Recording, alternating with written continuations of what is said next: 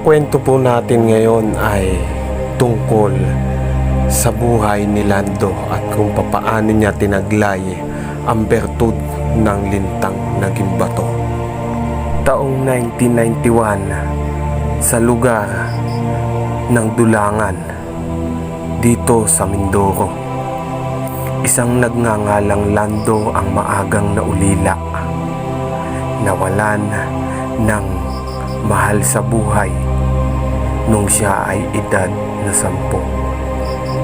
Si Lando ay nabibilang sa mga tribong mangyan dito sa Dulangan. Siya ay masipag, lumaki sa hirap, natutong kumayod, magbanat ng buto nung siya ay maliit pa lang, natutong magbukid, at isang araw sa kanyang pangungupahan sa pagtatalok ng palayan ay meron siyang natagpuan na bato na animoy kahugis ng linta. Agad niya itong kinuha upang pigurahan. Iba yung dating ng batong iyon sa kanya. Lumakas ang kanyang katawan at hindi siya nakakaramdam ng pagod, lalo na kapag siya ay nakayapak o nakatungtong sa tubig. Hindi din siya nakakaramdam ng anumang uhaw kahit katirikan pa nga ng init ng araw. Sumapit ang hapon, lumubog ang araw. Panahon na para siya ay umuwi sa kanyang tahanan.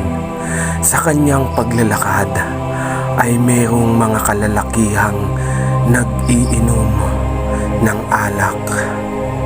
Ang isa ay pumunta sa kanyang harapan. Ng mga oras ng yun ay halos takot at kaba ang naramdaman ni Lando sa kadahilanan na ang mga nasa harapan niya ay lango sa alak, mga wala sa katinuan. Agad siyang itinulak ng lalaking nasa kanyang harapan at ito ay bumunot ng punyal at sinaksak siya sa tagiliran. Laking pagtataka ni Lando na kahit sugat o galos ay wala siyang natamo, kung hindi napunit lang ang kanyang kasuotan. At sa mga oras na yun ay napilitan na si Landong lumaban. Isa-isa niyang pinabagsak ang mga kalaban sa looban lang ng 3 minuto. Labis ang kanyang pagtataka sa tinataglay niyang kapangyarihan. Isang himala para sa kanya ang mga nangyari sa araw na yun.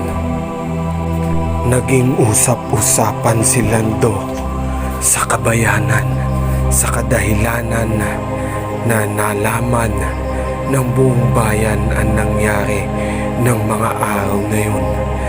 Lumipas pa ang mga araw at mayroong isang matanda na sumadya sa kanyang bahay. Sinabi ng matanda kay Lando ang mga katagang ito. "Napakaswerte mo, bata. Ingatan mo ang kaloob ng kalikasan sa iyo, ang tinatawag na mutya ng linta." Ang mga katagang yun ay tumatak sa isipan ni Lando sa kadahilanan na wala siyang kaalam-alam sa mga ganitong mutya. Ang tanging alam niya lang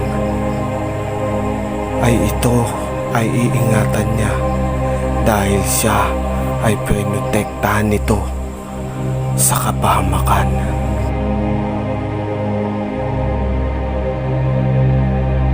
Abangan niyo po yung ikalawang kabanata ng kwentong ito na pinamagatang bertud ng lintang naging bato.